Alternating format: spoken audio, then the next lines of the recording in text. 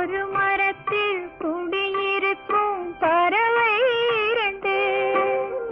ஒரு மரத்தில் குடியிருக்கும் பறவை இரண்டு.